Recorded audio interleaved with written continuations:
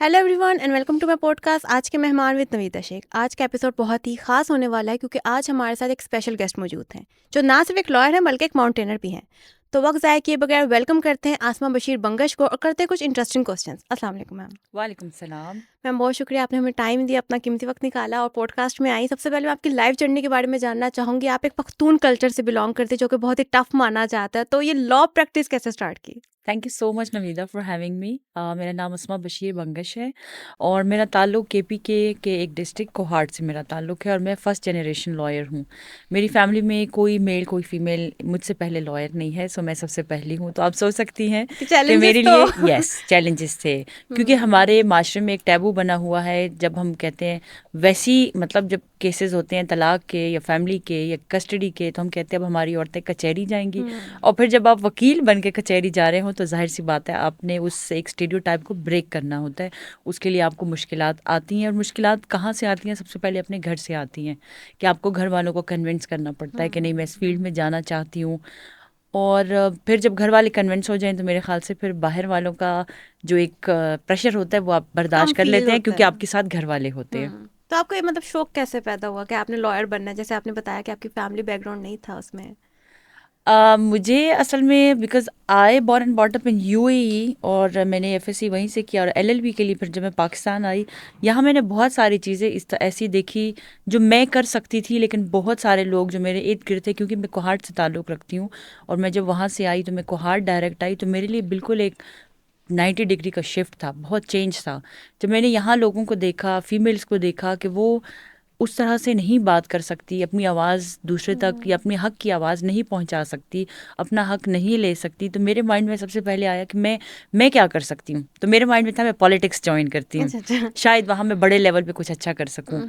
लेकिन फिर दूसरी जो मुझे थॉट आई, क्योंकि पॉलिटिक्स में भी आप डायरेक्ट नहीं जा सकते, तो मैंने सोचा क्यों ना मैं इनके लिए ऐसा कुछ करूं कि कानूनन जो इनके लिए बेहतर हो और इनके लिए कोई पॉलिसी मेकिंग में फीमेल आ सकें। तो वो मेरे माइंड में फिर, क्योंकि उस वक्त मैं खुद भी छोटी थी, अपनी सोच से जो समझ आई, तो वो मुझे लगा कि मुझे वकील बनना चाहिए, इससे मैं मजलूम सही लोगों की आवाज़ बन सकती हूँ। सही। तो अभी आप ज़्यादा कौन से केसेस वगैरह ज़्यादा देखती हैं, सिविल, क्रिमिनल? मैं क्रिमिनल फैमिली देखती हूँ। क्रिमिनल में कैसा एक्सपीरियंस रहा आपका? बहुत मजे का उसमें क्योंकि देखिए जैसे मैंने बताया मैं फर्स्ट जनरेशन लॉयर हूँ, हमेशा एक अलग से सोचती हूँ। सो हमारी जब फीमेल होती है उन पे एक ये भी एक आप कह लो कि टैबू होता है कि जो फीमेल लॉयर होगी वो अच्छी क्रिमिनल लॉयर्स नहीं होंगी, या जो फीमेल लॉयर्स होंगी वो जस्ट फैमिली केसेस ही करती हैं। बट मैंने मर्डर ट्रायल्स किए हुए हैं, मैंने इसके ओके। अलावा और काफ़ी जो हीनियस ऑफेंसेस हैं जिनकी कैपिटल पनिशमेंट है, जिनकी डेथ पेनल्टी होती है, वो केसेस किए हैं, उनके ट्रायल्स में कर रही हूँ अल्हम्दुलिल्लाह। सो मज़ा आता है जब आप टैबूज को ब्रेक करती हैं तो। लेकिन इसमें अगर हम क्रिमिनल की अगर बात करें तो क्रिमिनल जब आप लॉयर हैं, क्रिमिनल लॉयर, तो जब उसको आप एक तरह से देखें तो आपको थ्रेट्स वगैरह या ऐसा की चीज़ों से सामना नहीं करना पड़ता? अच्छा, ये मिथ्स हैं, लोगों को लगता है कि अगर आप लॉयर हैं तो आपको भी थ्रेट्स होंगी, लेकिन ऐसा नहीं है। ऐसा बहुत बहुत बहुत रेयर केसेस में होता है। ये वहाँ होता है जब लॉयर खुद पर्सनली उस केस में इन्वॉल्व हो जाता है। जब तक आप बीइंग अ लॉयर लॉयर ही रहते हो अपने केस में, सो उस वक्त तक आपको कोई थ्रेट्स नहीं होती, क्योंकि दूसरी पार्टी को भी पता होता है कि आपका पर्सनली इस केस से कोई गेन नहीं है, आप जस्ट उनके लॉयर हैं। सो लॉयर्स को एज सच होते हैं, ऑफ कोर्स हर कहीं पे एक्सेप्शनल्स होती हैं, लेकिन एज सच लॉयर्स को थ्रेट्स नहीं होती हैं। मैंने सुना था आपको लाइक माउंटेनिंग का वगैरह का भी शौक है, तो बहुत। कैसा एक्सपीरियंस आपका रहा? आपने लाइक मैंने सुना 8 मंथ प्रेगनेंसी में आपने जो है एक समिट कंप्लीट किया था, वो कौन सा था? एक्सपीरियंस कैसा था आपका? अच्छा, अगेन फिर मैं यही कहूँगी कि मुझे ना हमेशा से अलग करने का, टैबूस को ब्रेक करने का बहुत ज़्यादा शौक है। मैं ice climbing, wall climbing, mountaineering, trekking ये मैं ऑलरेडी कर रही थी।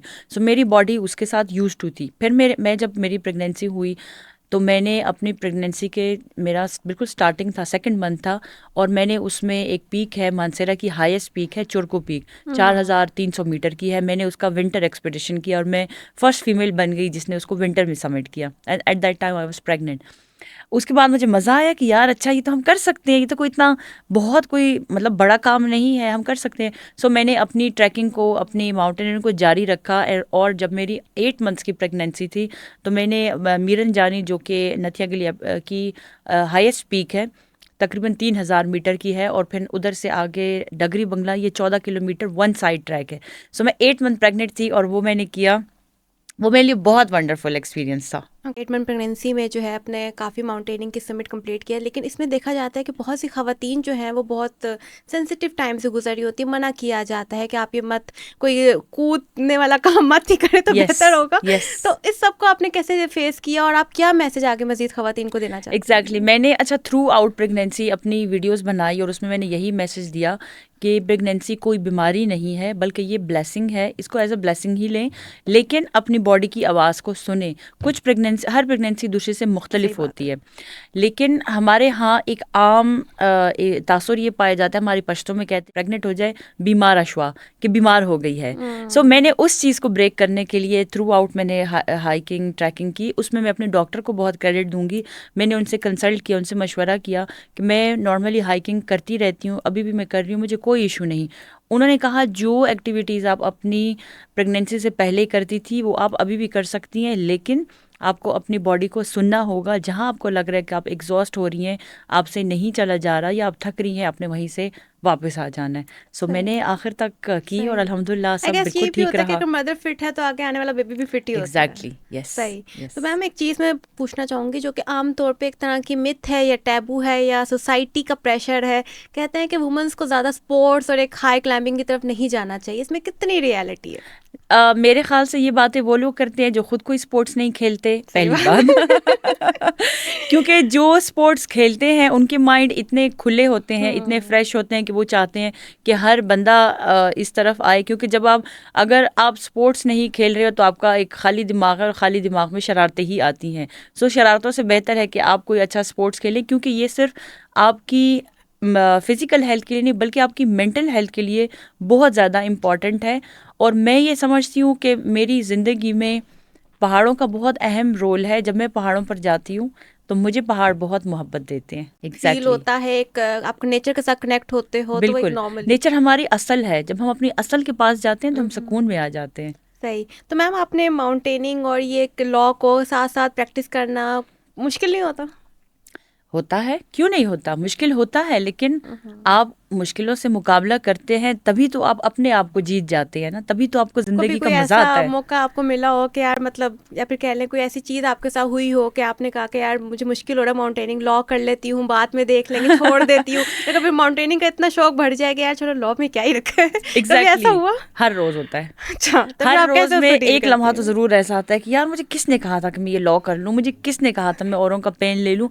क्योंकि ज़रूरी नहीं है, हम अगर दिन में फॉर एग्जांपल मेरे पास 8 केसेस हैं या 10 केसेस हैं या 7 हैं 6 हैं, हो सकता है उसमें से मेरे पास 3-4 ऐसे हों जो मैं, जिनसे मैंने पैसे लिए हों, लेकिन 3-4 ऐसे भी हैं जिनके मैं फ्री में कर रही होती हूँ। और अक्सर वो आपको इतना, दोनों दोनों जो फ्री वाले हैं जो पैसों वाले, वो इतना आपको तकलीफ दे देते हैं। आप, क्योंकि आप फीस एक दफ़ा लेते हो और फिर उनके केसेस आप करते रहते हो, महीनों या सालों भी करते रहते हो। सो वो आपको कभी कभी ऐसी बात कर देते हैं कि आप डिसहार्ट हो जाते हो कि यार आपके लिए मैं इतना कुछ कर रहा हूँ और बदले में आप मुझे, या क्लाइंट, या हमारे मुल्क में इंसाफ का जो सिस्टम है, आई वुड नॉट से कि बहुत काबिल तहसीन है, मैं उसकी तारीफ़ें करूँ, नहीं, उसमें भी बहुत सारे लकूनास हैं। तो कभी कभी आप डिसहार्ट हो जाते हो कि मैं जितनी मेहनत मैं कर रही हूँ मुझे उतना उसका रिवॉर्ड नहीं मिल रहा। फॉर एग्जांपल मैं किसी के लिए चाह रही हूँ इसको जल्द अज जल्द इंसाफ मिल जाए, लेकिन वो मैं इसको नहीं दिला पा रही हूँ, तो मैं कहती हूँ यार मेरे वकील होने का फ़ायदा ही क्या है। और माउंटेन का जो आपने पूछा है, तो माउंटेन्स में असल में इतनी मुश्किलात आती हैं सम टाइम, क्योंकि जब हाई एल्टीट्यूड, इंसानी बॉडी जो है वो 3000 मीटर तक के लिए बनी हुई है। 3000 मीटर से ऊपर जब आप जाते हैं तो ट्री लाइन ख़त्म ऑक्सीजन हो कम जाती है, होती ऑक्सीजन है। ड्रॉप होने लगती है। और फिर डिफरेंट जगहों पर, जैसे मैं स्नो लेक हिस्परला जब मैंने किया, ये 146 किलोमीटर का ग्लेशियर है आउट ऑफ पोलर रीजन में अंटार्कटिका है। सो जब वो मैंने क्रॉस किया तो उसमें snow lake is famous for its crevices, उसमें बहुत क्रेविसेस हैं। सो वहाँ पे आप इतने एग्जॉस्ट हो जाते हो, कभी गिर जाते हो, कभी भूख लग जाती है, थक जाते हो। तो मैं यही सोचती हूँ कि मुझे किसने कहा था मैं यहाँ ख्वार हो रही हूँ इतना दूर अपने घर से, अपने, क्योंकि मेरे माशाल्लाह मेरे 3 बच्चे हैं, बच्चों को घर छोड़ के जाना। लेकिन मैं वही बता रही हूँ कि जब आप मुश्किलें झेलते हो तो आप खुद को जीत जाते हो, और जब आप खुद को जीत जाते हो तो मुझे लगता है कि आप दुनिया को जीतने की ताकत रखते हो अपने अंदर। सही, बस शौक है, निभाना तो है। वो क्या सही है। कहते हैं हम पंजाबी में, इश्क दी चट्टियाँ, सो ये वो है। सही है। अच्छा मैम, आमतौर पे कहा जाता है कि पुलिस और वकील से दूर रहो, ऐसा क्यों? अच्छा, पुलिस का तो मैं कुछ नहीं कह सकती, लेकिन वकील का दूर रहना इसलिए लोग कहते हैं हमारे साथ कोई पंगा नहीं कर सकता। इसलिए नहीं कि हम बदमाश हैं, अच्छा अच्छा, इसलिए क्योंकि हमें अपने हकूक का पता है। सही। मुझे पता है कि मुझे अगर मेरी गाड़ी किसी ने रोकी इलीगली तो मैं उसके साथ क्या करूंगी। एक्शन ले सकते मैं कहीं हैं। बैठी हुई हूँ अपने किसी भी फ्रेंड के साथ, अपनी फैमिली के साथ, मुझसे आगे कोई गैर ज़रूरी सवाल नहीं पूछ सकता मुझसे। मतलब मुझे मेरे हुकूक का पता है, सो इसलिए मुझसे डरो। सही है। जी, सो लॉयर्स आर लायर्स, ये स्टांस आप कैसे लेती हैं? ये ट्रू है। ये कैसे ट्रू है मैं बताती हूँ। ये ऐसे ट्रू है, अब पार्टी ए है, पार्टी बी है। मैं पार्टी ए की वकील हूँ, पार्टी बी के लिए तो मैं लायर हूँ। सही बात। सो इसलिए लोग कहते हैं कि लॉयर, अब मैं अपनी पार्टी को डिफेंड कर रही हूँ ना, मैंने उसको डिफेंड करना है, तो अब जो दूसरी पार्टी है उसको लग रहा है कि मैं झूठी हूँ, मैं झूठ बोल रही हूँ, जबकि मैं झूठ नहीं बोल रही, मैं तो अपनी पार्टी का स्टांस बता रही हूँ। सो इसलिए लेकिन वो एक केस जीतने के लिए कि कुछ भी बस। देखें, अब मुझे तो जो मेरी पार्टी बताएगी मेरे लिए तो वही सच है ना। कभी ऐसा केस मैम आपने लड़ा हो? क्योंकि अभी हमने देखा हाल ही में केस नंबर 9 बहुत ज़्यादा चर्चा कर रहा है मीडिया के अंदर। उस पर ये चीज़ें देखी जा रही है कि पता है एक बंदे, एक कल्प्रेट है, उसने Right. कोई गुनाह किया है, Right. लेकिन उसका जो लॉयर है वो उसे प्रोटेक्ट कर रहा है। उस प्रोटेक्शन के अंदर वो बेतहाशा झूठ भी बोल रहा है, खुद भी पुलिस को मुलविस कर रहा है और अपने ही क्लाइंट को कह रहा है कि तुम ऐसे ऐसे करो। राइट। ये कितनी हद तक रियलिटी है? ये बिल्कुल रियलिटी है, ऐसा है, बिल्कुल है। और मैं या मेरे जैसी सोच रखने वाले लोग ऐसे लॉयर्स को काली भेड़े कहते हैं, कि ये हमें काली भेड़े हैं जो इंसाफ को इस तरह से तहस नहस कर रहे हैं।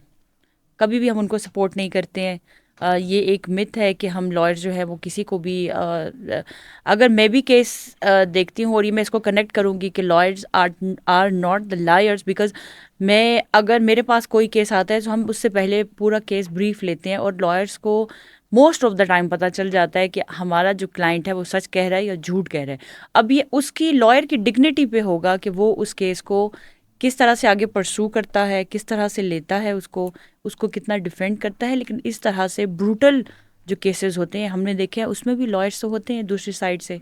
सी लॉयर्स को सपोर्ट करते हैं, और आगे इन लॉयर्स का फ्यूचर क्या होता है? क्या कोई ट्रस्ट करके इनको अपना केस देगा? अच्छा देखिए, ये एक बहुत लंबी डिबेट वाला क्वेश्चन है, लेकिन अगेन मैं ये कहूँगी अच्छे बुरे लोग हर जगह पर होते हैं। तो जो बुरे लोग हैं उनको फिर बुरे लोगों की ही तलाश रहती है। और फिर देखें, बुराई हर बंदा नहीं अफोर्ड कर सकता। जिसके पास माल और दौलत की बहुत फरावानी होती है, ये वही अफोर्ड कर सकता है। तो फिर यस, अगर इन दैट केस ऐसे लॉयर्स का बिल्कुल मुस्तकबिल है, और बहुत ब्राइट मुस्तकबिल है। मैम आजकल मैं अपने सवाल पे आना चाहूँगी। कुछ ऐसे अहम सवालात मैंने लिखे हैं आपके लिए, जो मैं चाहूँगी आप अपनी ऑडियंस को जो है मैसेज के तौर पर दें। आजकल देखा जाए डाइवोर्स केसेस बहुत ज़्यादा बढ़ रहे हैं पाकिस्तान के अंदर, तो उसमें ज़्यादा कॉमन रीज़न क्या दिखी जाती है? मेरे नज़दीक जो लोग ये कहते हैं कि आजकल की ख़वातीन ज़्यादा पढ़ लिख गई हैं इसलिए वो तलाक ज़्यादा लेती हैं, ये वो ऐसा हरगिज़ नहीं है। मेरे नज़दीक हमने मज़हब को और कल्चर को बहुत मिक्सअप कर दिया है, जिसकी वजह से चीज़ें बहुत ख़राब हो जाती हैं। जिसकी एक छोटी सी मिसाल मैं दूंगी जॉइंट फैमिली सिस्टम की। जॉइंट फैमिली सिस्टम में जो रहता है, मैं ख़ुद जॉइंट फैमिली सिस्टम में पली बड़ी हुई हूँ, मुझे ख़ुद बहुत पसंद है, लेकिन हर एक को पसंद नहीं होता। अब जिसको पसंद है उसको हक है कि वो उसमें रहे, जिसको नहीं है उसको भी हक है कि वो अलग से रह सके। इस्लाम में इस चीज़ पर कोई पाबंदी नहीं है। ये मैंने एक छोटी सी मिसाल दी है। सही बात कह रही हैं। लेकिन इस चीज़ को ऐसे फॉलो करना कि अगर कोई जॉइंट फैमिली सिस्टम में नहीं रह रहा, हम लोग उसको मज़हब की तरफ फॉलो करते हैं। एक ये रीज़न हो गया, हमने कल्चर और मज़हब को मिक्स किया।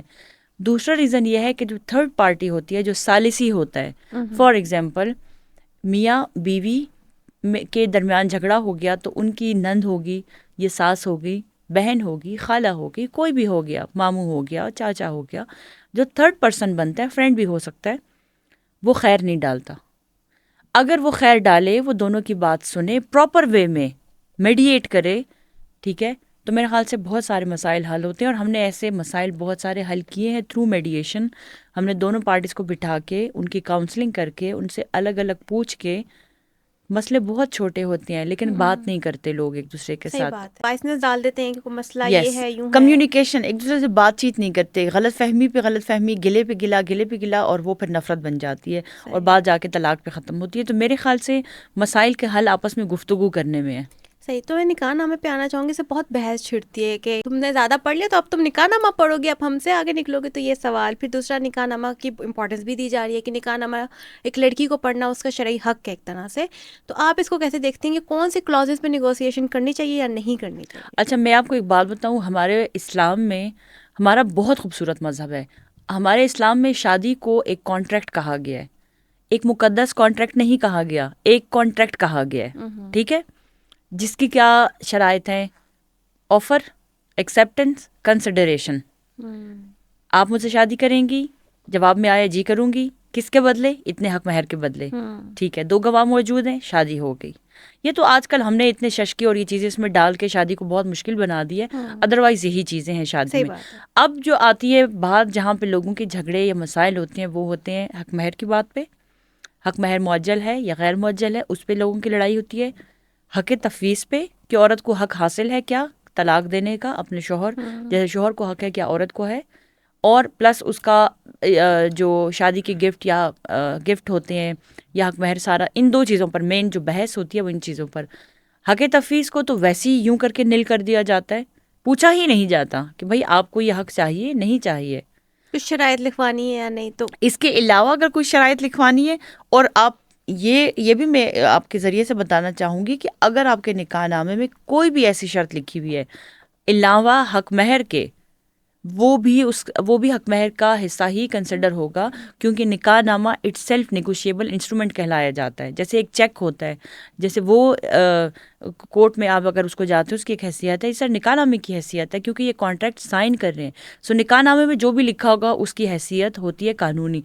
लिहाजा सोच समझ के, लड़की की मर्जी से, लड़के की मर्जी से, दोनों की मर्जी से, दोनों की आपस की मर्जी से, दोनों के ख़ानदानों की मर्जी से नहीं, लड़का और लड़की की मर्जी से उसको उस पर निगोशिएट करना चाहिए, और इसमें कोई बुराई नहीं है। ये हक हमें इस्लाम ने दिया हुआ है। सही। तो मैम अभी आप बात कर रही हैं जो हक महर इस्लाम की तरफ से औरतों को दिया गया है, लेकिन उनको भी हक महर दे के वापस ले लिया जाता है, आप इसको कैसे देखती हैं?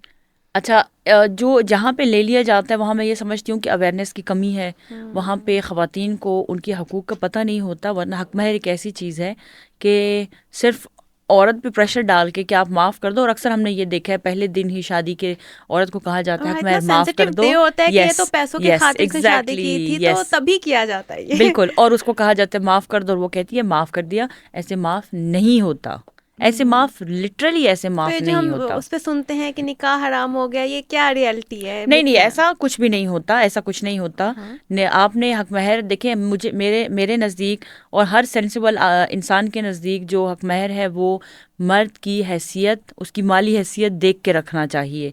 ऐसा नहीं है कि उसकी हैसियत फॉर एग्जांपल 1 लाख की है और आप उससे 10 लाख डिमांड कर लें, ये भी ये बिल्कुल भी गलत है। ये भी गलत है। जो उसकी एक हैसियत है उसके मुताबिक आपको हक महर रखना चाहिए। मैंने ये भी देखा है कि लोग अरबों अरबों की जायदाद के मालिक होते हैं, लेकिन लड़की का हक महर क्या होगा? 1,000 रुपया, 2,000 रुपये, 5,000 रुपये होता है। ये भी गलत है। जो लड़के की हैसियत है उसके मुताबिक हक महर को रखना चाहिए, माफ़ नहीं करवाना चाहिए। ये लड़की का हक है और एज सून एज पॉसिबल उसको दे देना चाहिए। कि औरत से अगर हक महर ले लिया जाए तो क्या औरत कानूनी तौर पे अपना वापस ले सकती है हक? बिल्कुल ले सकती है। हक महर अगर उससे ले लिया है, और इवन अगर उसको ले लिया है या उसको नहीं दिया, इवन देन मियाँ बीवी साथ रह रहे हैं, इवन देन वो कोर्ट में जाके अपने हस्बैंड के घर रहते हुए भी जाके कोर्ट में केस फाइल कर सकती है कि मेरे शौहर ने, मैं इसकी बीवी हूँ, ये मेरा शौहर है, इसने मुझे हक महर नहीं दिया, लिहाजा मैं इससे डिमांड करती हूँ कि मुझे हक महर दे। कानामे में एक शिक लिखी होती है, मुअज्जल, गैर मुअज्जल या इंद तलब। इंद तलब का मतलब होता है ऑन डिमांड। सो अगर वो डिमांड कर रही है, हस्बैंड उसको नहीं दे रहा, थ्रू कोर्ट भी वो जाके डिमांड करके और वो अपना हक तो जो महर सोसाइटी वसूल कर प्रेशर सकती है। यस, मैंने जैसे कि पहले कहा कि हमने मजहब और कल्चर को मिक्स कर दिया है। अब मजहब क्या कहता है कि हक महर मिलना चाहिए। कब मिलना चाहिए? हक महर अगर निकाहनामे में लिखे ऑन डिमांड, वो डिमांड कर रही है, आप उसे दे दो। माशरा क्या कहता है? अच्छा ये तो लालची औरत है। अच्छा, फिर वो ये भी कहते हैं किस चीज़ की कमी है? छत है, खाना पीना मिल रहा है, ठीक है, शौहर आपको मारता पीटता नहीं है, ठीक है, तो आप क्यों हक महर मांग रही हो? हालांकि ये तो हक है उसका, औरत का हक है, और ये अल्लाह ने दिया उसको, शरीयत ने तो ये दिया। मौजूल और गैर मौजूल पर बहस हो रही थी, मैं पूछना चाहूंगी ये क्या कानूनी मसला है या नियत का मसला है? अब अगेन ये डिपेंड करता है कि किस तरह के लोग हैं। अदरवाइज ये कानूनी मसला है। फॉर एग्जांपल अब किसी की जो हैसियत है वो अपने हैसियत से बढ़कर देना चाह रहा है, या हैसियत है भी लेकिन फिर भी उसकी मर्जी है कि इंसान एक आज़ाद है और वो चाहता है कि मैं फॉर एग्जांपल 5 तोले सोना है तो वो कहते हैं मैं 2.5 अभी दे रहा हूँ, जो कि मुअज्जल कहलाया जाएगा, और वो कह रहा है कि 2.5 मैं बाद में दूंगा, जो कि गैर मुअज्जल कहलाया जाएगा। सो ये एक कानूनी मसला है, लेकिन देना उसको दोनों सूरतों में उसको जो हक महर है वो औरत को देना पड़ेगा। इवन जब तलाक भी अगर वो देगा तो वो औरत को देगा। इवन अब तो इसमें हाई कोर्ट की, एपेक्स कोर्ट की जजमेंट्स आ चुकी है कि पहले ये था कि जब लड़की खुला लेती थी तो उसको हक महर जो होता भी था वो वापस देना पड़ता था, लेकिन अगर अभी वो ये प्रूफ करती है कि जो उसने खुला ली है वो इसलिए ली है क्योंकि उसका हस्बैंड क्रूअल है या कोई और इश्यूज उसके हैं, नेग्लिजेंस की वजह से हुआ, मेंटेनेंस नहीं दे रहा, तो फिर उसको परसेंटेज होती है 25 या 15 या जिस तरह से कोर्ट की एक डिस्क्रिशन होती है, कोर्ट वो हक महर भी औरत को मिलता है। सही। तो मैम अब मैं आना चाहूँगी, आपके पास ज़्यादा केसेस अब्यूज़ के किस तरह के आए हैं? देखिए, अब अगर अब्यूज़ एक बहुत वाइड टर्म है, मेंटल अब्यूज़ है, फिजिकल अब्यूज़ है, इकोनॉमिकल अब्यूज़ है। इकोनॉमिकल अब्यूज़ अब ये होगा कि फॉर एग्जांपल शौहर अपनी बीवी को खर्चा नहीं दे रहा, खाना पीना तो दे रहा है लेकिन उसको बाकी, जाहिर सी बात है कि इंसान है, उसके काफ़ी सारे खर्च होते हैं। अब ये या उसको जॉब नहीं करने दे रहा, पढ़ी लिखी लड़की है लेकिन उसको जॉब नहीं करने दे रहा, तो ये इकोनॉमिकल अब्यूज़ है। सो अब्यूज़ेस हर तरह के, डिफरेंट तरह के हो सकते हैं, मेंटल है, फिजिकल है। सो ज़्यादातर जो जैसे आपने थोड़ी देर पहले क्वेश्चन पूछा था कि खुला या तलाक की हो रही हैं, केसेस किस तरह से आ रहे हैं, उसमें कॉमन रीज़न क्या है डाइवोर्स? उसमें कॉमन रीज़न जो आपने पूछा था वो मेंटल अब्यूज़ है, और लोग इस चीज़ को बहुत लाइट लेते हैं, उनको ये अब्यूज़ लगता ही नहीं है। किया जाता है लड़की की तरफ से औरत को, क्योंकि मर्द खुद बेचारा थोड़ा मेंटल टॉर्चर से गुजर रहा है, तो वो आगे फिर जो अपने से कमतर उस पे डालता है। सो इस चीज़ को लोग बहुत लाइट लेते हैं और अंडरस्टैंड नहीं करते, उसकी वजह से बहुत घर खराब हो रहे हैं। सही। आप काउंसलिंग वगैरह भी करती हैं, जो कि पिछले क्वेश्चन से ही मैं आगे रिलेट करना चाहूँगी। तो अब तक आप ये बताएं कि पाकिस्तान में काउंसलिंग को टैबू क्यों कहा जाता है? क्योंकि लोग ये समझते हैं कि जब कोर्ट में केस आ चुका, लोगों की ईगो हर्ट हो जाती है। जो पार्टी भी कोर्ट आती है तो दूसरी पार्टी को जो ही समन होता है तो वो भड़क जाते हैं कि अच्छा अब हमारे खिलाफ कोर्ट की, अब हम इसे नहीं छोड़ेंगे, अब हम इसे कोर्ट में घसीटेंगे। कुछ लोग कहते हैं कि अगर फॉर एग्जांपल तलाक या इसका इशू है तो हम तलाक भी नहीं देंगे, रखेंगे भी नहीं, और हम कोर्ट में भी घसीटेंगे। सो उनको लगता है कि कोर्ट में अगर आ गई है बात तो अब कुछ भी नहीं हो सकता, हालांकि ऐसा नहीं है। कोर्ट बात आ गई है, कोर्ट का जो असल मकसद है, जो एसेंस है, लोग उसको नहीं समझते। समहाउ उसमें हमारा भी कसूर है, मैं समझती हूँ लॉयर्स का, जुडिशल सिस्टम का, बट उसमें माशरे का भी बहुत अहम रोल है। जब कोई भी केस कोर्ट में आता है, जज भी, इवन फैमिली केसेस की मैं बात कर रही हूँ, इवन जज भी, उसकी पहली कोशिश यही होती है कि वो मियाँ बीवी को अलग कमरे में बिठा के खुद उनके साथ बातचीत करता है कि आपका मसला क्या है, आप क्यों अलग होना चाहते हैं। उनकी राय ली जाती है, उनको समझाने की कोशिश की जाती है लॉयर्स की मौजूदगी में। फिर लॉयर्स उनको अलग अलग समझाते हैं, और अब तो पाकिस्तान में मेडिएशन सेंटर भी बन चुके हैं काफ़ी, जो कि हमारा असल उसकी हमारी सुन्नत का तरीका है। ये हमारी सुन्नत में था कि सालिसी काउंसिल होती थी, सालसी होता था, वो बैठ के दोनों पार्टीज़ की बात सुनता था, और हमारे पठानों में भी हम इसको बहुत ज़्यादा प्रीवेल करता है जिरगा सिस्टम। नो डाउट कि फिर उसके नेगेटिव इम्पैक्ट भी हैं, बट पॉजिटिव इम्पैक्ट भी उसके बहुत ज़्यादा हैं। सो कोर्ट में काउंसलिंग की जाती है, और अब हमारे पास, मैं खुद भी एक मेडिएशन लॉयर हूँ, हमारे पास मेडिएशन का स्टाफ है, मेडिएटर लॉयर्स हैं जो प्रॉपर मेडिएट करते हैं। और वो जब कोर्ट में केस आता है तो पहले जजेस मार्क कर देते हैं कि आप जाएं मेडिएशन सेंटर, जो कोर्ट में ये होता है, वहाँ जाएं, वहाँ बैठें, मेडिएट करें, बात करें एक दूसरे के साथ। बात बन जाती है तो ठीक है, वरना दोबारा कोर्ट के रास्ते आपके पास ओपन है, आप आएँ, फिर यहाँ कानूनी जंग लड़ें। सही। तो मैम ऐसे पॉसिबल है कि अगर प्री मैरिटल कॉन्फ्लिक्ट्स को जो है देख लिया जाए, प्री मैरिटल काउंसलिंग की जाए, तो आगे आने वाले मसले मसाइल कम हो सकते हैं? बिल्कुल हो सकते हैं। ये तो देखें, बिल्कुल ऐसा ही है कि जैसे एक बच्चा प्ले ग्रुप में क्या करता है, वो कुछ भी नहीं करता, उसका जस्ट हम माइंड बना रहे होते हैं कि अब आगे आपका स्कूल शुरू होने वाला है, और उसको हम थोड़ा सा सिस्टम में लेके आ रहे होते हैं। प्ले ग्रुप के बच्चे को वो सीख रहा कुछ नहीं होता, लेकिन हम उसे मैनर्स सिखा रहे होते हैं, तरबियत कर रहे होते हैं उसकी। सो ये बिल्कुल ऐसा ही है कि शादी से पहले अगर आप लड़का और लड़की को बिठा के उसकी काउंसलिंग करते हैं, उसको प्रॉपर बताते हैं कि शादी, जैसे मैंने कहा, ये एक कॉन्ट्रैक्ट है, और हर कॉन्ट्रैक्ट के उसूल ज़वाबित और शराइत होते हैं। जब आप उसको इस चीज़ से समझाते हो कि इसमें ये चीज़ें आ सकती हैं, प्रो एंड कॉन्स हैं, ऐसा ऐसा हो सकता है, उसके माइंड को आप बना देते हैं। यहाँ तो ज़्यादातर शादियाँ इसलिए हो जाती हैं कि भाई लड़का लड़की में से कोई भी बिगड़ गया, चलो शादी करा दो, ठीक हो जाएगा, बीमार है शादी करा दो, ठीक हो जाएगा। तो ये भी तो होता है कि आपने अब उसको लेकर आना है, तुमने अपना एक डोमिनेंट नेचर रखनी है, तुमने ऐसे रहना है, तुमने ये यस करना है, यस ये हमारे यस। यहाँ चल तो रहा फिर होता है। जब डे फर्स्ट से अगर आप उसको ये चीज़ सिखा रहे हो तो फिर वो फिर कैसे रिश्तों को निभाएगा। सही बात। अच्छा मैम, एक बहुत अहम सवाल करना चाहूँगी, जब तलाक हो जाती है तो जो हेज़ ऑब्वियसली एक लड़की का उसके ससुराल में होता है, तो जब उसको उठवाने की बारी आती है तो वो कहते हैं कि किस हक से तुम मांगने आए हो, या फिर वो नहीं दिया जाता है, लड़ाई वगैरह होती है, इस पे आप क्या कहना चाहेंगी? अच्छा, इसमें ऐसा है कि हमारे पास एपिक्स कोर्ट के इसमें जजमेंट्स हैं। अगर एक खातून है और उसके सामान्य जहेज़ अपने हस्बैंड के घर में पड़ा हुआ है और तलाक हो गई है या नहीं हो गई और वो उसके साथ नहीं रह रही है, सेपरेशन हो गई है, इन एनी केस तलाक हुई या ना हुई और वो चाहती हैं कि वो अपना सामान उठा लें, उसके लिए वो कोर्ट में फर्स्ट ऑफ ऑल रिटन में देती हैं कि ये जितने उसके आइटम्स होंगे वो सारे आइटम्स कोर्ट में बताएंगी कि मेरे ये आइटम्स हैं और मैं इनको उठाना चाहती हूँ। कोर्ट कमीशन मुकर्रर करती है, मिनी बैलिफ जो बंदा कोर्ट का होगा वो उनके साथ जाएगा, उसकी मौजूदगी में जो चीज़ें वहाँ मौजूद होंगी वो उठा लेंगे। अच्छा, इसमें फिर अब ये थोड़ा-सा एक लंबा क्वेश्चन हो जाएगा आंसर इसका। उसमें ये होगा कि फॉर एग्ज़ाम्पल मैं कहती हूँ मेरा फ्रिज, टीवी और वॉशिंग मशीन है। लड़का कहता है कि नहीं सिर्फ़ फ्रिज, टीवी है, वॉशिंग मशीन नहीं है। अब उसने फ्रिज और टीवी का एक्सेप्ट कर लिया, कोर्ट मेरे साथ एक बंदा भेजेगी, हम जाएँगे उनकी मौजूदगी में, वो उठा लेंगे।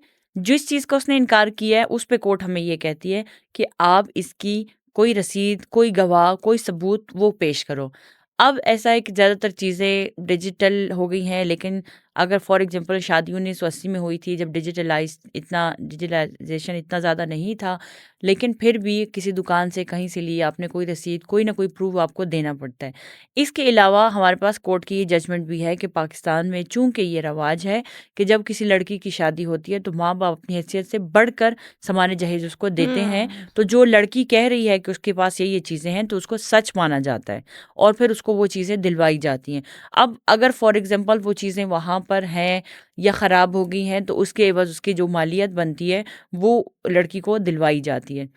लेकिन ऐसा भी नहीं है बिल्कुल ब्लाइंडली कि लड़की फॉर एग्जांपल जस्ट बर्तनों का सेट लेके गई और वो कहे कि मैं पूरी दुकान लेके गई। ये झूठ भी एक्सेप्टेबल नहीं होता। आपको अपने स्टांस को कॉरबोरेट करने के लिए कोई ना कोई एविडेंस, अगर आपके पास रिटर्न में फॉर एग्जांपल रसीदें नहीं हैं तो शादी के गवाहान होंगे जो मौजूद थे, जिन्होंने देखा होगा कि आपके सामान जहेज में ये चीज़ें आई, फिर आपको वो पेश करना होगा। तो वो चीज़ें फिर आपको इस तरह से मिलती यानी कि हैं। इतनी अवेयरनेस भी होनी चाहिए कि अगर आप शादी की शॉपिंग करने भी साथ जा रहे हैं तो कम से रसीद अपने पास रख लें। हमने बहुत सारे केसेस ऐसे देखे कि क्योंकि उस वक्त तो बड़े मीठे रिश्ते होते हैं, तो वो क्या करते हैं कि लड़के के लड़की के जो वालिद होते हैं वो पैसे भी लड़के को दे देते हैं और लड़का लड़की खुद शॉपिंग करने जाते हैं और वो सारा सामान लड़के की बैंक से या लड़के के नाम से ख़रीदा हुआ होता है। तो उन चीज़ों को फिर प्रूव करने में थोड़ी हमें मुश्किलात पेश आती हैं, बट अगेन जहाँ आप सच्चे होते हैं तो आपकी एक चेन सच्चाई की मिलती जाती है और आप फिर उसे प्रूव कर लेते हैं। सही बात है। तो मैम अब एक और सवाल जो कि आमतौर पे पूछा जाता है कि जस्टिस डिले क्यों होता है? ये जस्टिस डिले होना कि हमारे सिस्टम की मजबूरी है या इंस्टीट्यूशनल फेलियर? इंस्टीट्यूशनल फेलियर है, सिस्टम की मजबूरी इन अ सेंस। फिर ये थोड़ा सा एक लेंथी डिबेट भी हो जाती है, लेकिन हमारे सिस्टम की मजबूरी इसलिए कह लें कि हम हमारा जो डिजिटल सिस्टम है, मेरे ख्याल से दुनिया में कितने मुल्क हैं उसमें से 130वें और अब शायद हम 132वें पे पहुंच गए होंगे, हमारा डिजिटल सिस्टम आ रहा है। उसकी वजह सिर्फ मैं ये नहीं कहूँगी कि जजेस हैं या सिर्फ लॉयर्स हैं या सिर्फ पुलिस वाले हैं या पॉलिटिशियन है या हमारी इस्टेब्लिशमेंट है, सारे मिल के सिस्टम को हमने स्लो किया हुआ है क्योंकि हर बंदा अपने पाव गोश्त के लिए एक पूरी गाय हलाल करता है। मैम हम सुनते हैं हनी ट्रैप केसेस मीडिया में बहुत हाईलाइट होते हैं, तो क्या ये असल में कोई रियलिटी है या सिर्फ एक्सेजरेशन? ये जो पर्टिकुलर कुछ केसेस थे उनके अभी तक ट्रायल्स चल रही हैं, चीज़ें साबित कुछ हुई हैं कुछ नहीं हुई। कुछ चीज़ों में एग्जेजरेशन बहुत ज़्यादा हो जाती है, लेकिन ऐसा भी नहीं है कि रियलिटी नहीं है। हनी ट्रैप होता है और रियलिटी है इसमें, और सिर्फ सही। कुछ एक केस नहीं है जिसमें हनी ट्रैप हो रहा है। हमारे पास बहुत सारे जो 9C 9B के केसेस, जो ये स्मगलिंग के केसेस होते हैं, मंशियात के केसेस होते हैं, इसमें भी बहुत हनी ट्रैप होता है। हनी ट्रैप के हवाले से अगर मैं बात करूंगी तो जैसे अभी हमारे हाई कोर्ट में एक बहुत फेमस केसेस चले थे ब्लास्फेमी के, जिनके अभी तक ट्रायल हो रहे हैं, अभी कंक्लूड नहीं जिनको हुए, बेल मिली है। जिनको बेल मिल गई है। सही। यस, सो उनके अभी अभी वो ट्रायल्स हो रही हैं, और जब वो होगा मेरे ख्याल से फिर हमें उस पर खुल के तबसरा इसलिए करना चाहिए कि बहुत सारे लोग इस चीज़ पे बात नहीं करते, क्योंकि अगर हम बात करेंगे तो शायद मार दिए जाएंगे, लोग ये समझते हैं। लेकिन अगर हम बात नहीं करेंगे, मर तो फिर भी हम रहे हैं ना। सो मुझे ये लगता है कि हमें इन चीज़ों पर बात करनी चाहिए, खुले दिल से एक दूसरे को सुनना चाहिए। हाँ, जहाँ कोई गलत है, हम सब मुसलमान हैं, हम सब प्यार करते हैं अपने प्यारे नबी सल्लल्लाहु अलैहि वसल्लम से, लेकिन हम इस चीज़ के ख़िलाफ़ हैं कि एक्स्ट्रा जुडिशल मर्डर नहीं होने चाहिए, आउट ऑफ द कोर्ट किसी को सज़ा नहीं मिलनी चाहिए। हम लोग जो एक जमे गफ़ीर बना के और पर्सनल ग्रजेस लगा के किसी पे इल्ज़ाम लगा देते हैं, इसने हमारी नबी पाक सल्लल्लाहु अलैहि वसल्लम की शान में गुस्ताखी की, और अपने पर्सनल ग्रजेस निकाल के मार देते हैं, ये नहीं होना चाहिए।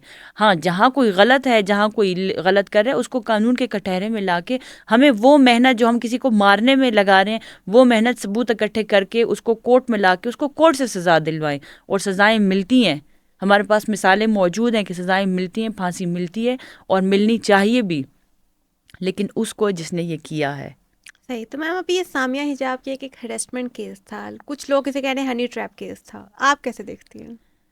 हाँ, मैं इसको देखती हूँ बस ऐसे, जी जी जी जी जी नहीं, कुछ स्टार्स नहीं देंगे इस पे, केस एग्जैक्ट रियलिटी कहाँ गया है? इस पे देखे, इस पे हसन जाहिद की हो गई इस है पे ये बेल हुआ, और देखे वो मैं बाहर बताती है। हूँ। ये अब एक बड़ी इंटरेस्टिंग आपने एक डिबेट छेड़ दिया, और हम तो वैसे ही मतलब मजा बीइंग आता है। Not lawyer but being a खातून अच्छा लगता है इस तरह की बातें करना। लेकिन अगर आप कानून के दायरे में इस चीज़ को देखें तो उनका राजीनामा हो गया, और ठीक है। एक अच्छी अमाउंट में हुआ है। यस, जब राजीनामा हो गया तो फिर उसके बाद मेरे और आपके तबसरे से कुछ फ़र्क भी नहीं पड़ता। लेकिन ये मिसालें गलत तासुर देती हैं उन लोगों को जिनके साथ हकीकत में ऐसा होता है। फिर आप वो जो कहते हैं ना, शेर आया शेर आया शेर आया, और फिर जब शेर आता है तो यकीन कोई भी नहीं करता। फिर वो लोग जिनके साथ हकीकत में ऐसा होता है, लोग उनका भी यकीन नहीं करते, और लोग कहते हैं ये भी इसने जान के ऐसा किया होगा, फेमस होने के लिए या पैसे बटोरने के लिए या व्हाट्सोएवर के लिए। सही। अच्छा, मैं इस चीज़ में एक चीज़ क्लियर कर दूं, शायद उससे आपको कोई हिंट मिले कि हमारे लोग समझते हैं कि हरासमेंट सिर्फ लड़की के साथ होती है, जबकि लड़के के साथ भी लड़कों होती के है। साथ बहुत ज़्यादा हरासमेंट होती है, उनको बहुत ज़्यादा हरास किया जाता है, लेकिन उसको कोई हाईलाइट नहीं करता। और उनकी रेडी हरासमेंट को मर्दों को इतना बदनाम किया हुआ है यस कि यस, और उनके हरासमेंट को लोग समझते भी नहीं है कि ये हरासमेंट है। उनको लगता है जस्ट जो लड़की के साथ हो रहा है हरासमेंट वही है। सो लड़कों के साथ भी होती है और बहुत बुरी वाली होती है। और हमने ये भी देखा है कि हरासमेंट, एक हमारे पास जो केस आया था उस पर भी एक ड्रामा सीरियल बना था, जिसमें एक यूनिवर्सिटी के लेक्चरर होते हैं, प्रोफेसर होते हैं, और उन पर हरासमेंट का केस लगता है, और फिर वो बाद में वो साबित होता है कि उन्होंने ये नहीं किया था, लेकिन तब तक वो खुदकुशी कर चुके होते हैं। सही बात है। हमारे यहाँ यही फिर एंड होता है कि अपनी इज्जत बचाने के चक्कर में। यस, सही। तो अब मैं एक चीज़ आना चाहूँगी कि हनी ट्रैप केसेस में ज़्यादा इन्वॉल्वमेंट किसकी होती है, ख़वातीन की कि मर्दों की? देखिए, ये अब डिपेंड करता है। आई वुड नॉट से कि ज़्यादा ख़वातीन की होती है या मर्दों की, लेकिन ख़वातीन का इस्तेमाल इसमें ज़्यादा होता है। सही। इन्वॉल्व दोनों होते हैं, लेकिन इस्तेमाल क्योंकि ख़वातीन के ज़रिए हनी ट्रैप करना इज़ वेरी इजी, सो इस्तेमाल उनका होता तो है। ऐसे केसेस के अंदर एविडेंस को प्रूव करना कितना मुश्किल हो जाता है? एविडेंस को प्रूव करना मुश्किल हो जाता है, लेकिन नामुमकिन नहीं होता अगर आप एविडेंस प्रूव करना चाहें तो। लेकिन अगेन मैं यही कहती हूँ कि हमारे पास बहुत सारे केसेस ऐसे आते हैं, मुझे उसका दुख भी होता है। हमारे पास बहुत ब्रूटल मर्डर के केसेस ऐसे आते हैं जिसमें पार्टीज राजीनामा कर लेती हैं। सो उसमें आपका ट्रायल मिड में होता है, और आप बीइंग अ लॉयर इतने इंथुजियास्ट होते हो कि यार इन लोगों को मैं इंसाफ दिलवाऊंगा ही दिलवाऊंगा, लेकिन मिडल में आके उनका राजीनामा हो जाता है, एक अच्छी सेटलमेंट हो जाती है, ठीक है। तो उसमें फिर बीइंग अ लॉयर हम कुछ नहीं कर सकते हैं। सो इस केस में भी अगर आप कहें कि इंसाफ कहाँ पे है, तो फिर इंसाफ जब इस तरह से आपको पैसों की बोरियों में मिलने लगे और आप उस पर खुश रहो, तो फिर लॉयर्स कुछ नहीं कर सकते आपके लिए। सही। तो मैम ये पूछना चाहूँगी, पुलिस का किरदार एक केस के अंदर कितना अहम होता है? देखिए, सारा किरदार ही पुलिस का होता है, क्योंकि इन्वेस्टिगेशन ऑफिसर पुलिस होती है, तो वो इन्वेस्टिगेशन कर रही होती है। अब उस पर कॉम्प्रोमाइज़ बहुत ज़्यादा होता है, ठीक है, कि क्योंकि जब जितना उसका ज़्यादा अहम रोल है, तो दोनों पार्टीज जो इन्फ्लुएंस ज़्यादा रखती है वो उस पर प्रेशराइज करेगी कि वो इस तरह की इन्वेस्टिगेशन करे जो मेरे फेवर में आए। उसमें अब दूसरी पार्टी क्या कर सकती है, आंखें खोल के विजिलेंट रह के अपना हक ले सकती है। अगर कहीं पे हमें लगता है कि यार जो हमारा इन्वेस्टिगेशन ऑफिसर है वो ख़यानत कर रहा है, बददियानती कर रहा है, इन्वेस्टिगेशन में गलत चीज़ें पुट कर रहा है, अब एप्लीकेशन दो जज को और इन्वेस्टिगेशन अपना ऑफिसर चेंज करवा लो। वो भी गलत है, आप वो भी चेंज करवा सकते हो, लेकिन उसके लिए हर बंदे को ये चाहिए कि वो विजिलेंट रहे, वो अपनी आंखें अपने कान खुले रखे और देखता रहे कि इन्वेस्टिगेशन किस तरह से हो रही है। सही। तो ऐसा कभी हुआ कि किसी पुलिस ऑफिसर की वजह से कोई केस खराब हुआ हो? यस यस, कितनी रेशो है? हर बंदे को पता है कि हाँ रिश्वत आम है, रिश्वत दी जाती है। और सिर्फ पुलिस को नहीं, मैं बिल्कुल मेरे नज़दीक तो पुलिस जो है वो बहुत मजलूम तबका है। यकीन करें ना, उनके पास सहूलतें हैं उस तरह से जिस तरह हमारे और कानून के जो या मुहाफ़िज़ हैं जिस तरह उनकी सहूलतें हैं, इनके पास उस तरह से नहीं भी हैं। और ये बिल्कुल जस्टिफिकेशन नहीं है इस चीज़ की कि वो रिश्वत लेते हैं तो ठीक करते हैं, बिल्कुल भी नहीं, वो ठीक नहीं करते हैं। लेकिन अगेन मैं यही कहूँगी कि पुलिस की इन्वॉल्वमेंट इन्वेस्टिगेशन में बहुत ज़्यादा होती है और अक्सर गलत इन्वेस्टिगेशन से जिस भी रीज़न से उसका असर केसेस पे पड़ता है। एक और बात मज़े की आपको बताऊं जो आपके लिए खैर शॉकिंग तो नहीं होगी लेकिन मज़े की होगी। हमारे पाकिस्तान में बहुत सारे केसेस इसलिए नहीं रजिस्टर्ड होते कि लोगों को इंसाफ चाहिए होता है, इसलिए होते हैं कि मुझे अपनी ईगो को सेटिस्फाई करना है कि मैं इसको, यानी मेरी ईगो क्या इसको मैंने एक दिन जेल की हवा ज़रूर खिलानी है, उसके लिए मैंने लाखों रुपए भी लगा देने हैं, उसके लिए मैंने, तो हम खुद आदतें बिगाड़ रहे हैं, हम खुद बहुत सारी चीज़ें ख़राब कर रहे होते हैं। सो जब हम खुद ख़राब हैं तो मेरे ख्याल से फिर मैं पुलिस को या आर्मी को या डॉक्टर्स को या लॉयर्स को इल्ज़ाम नहीं दे सकती क्योंकि मैं खुद ख़राब हूँ। सही।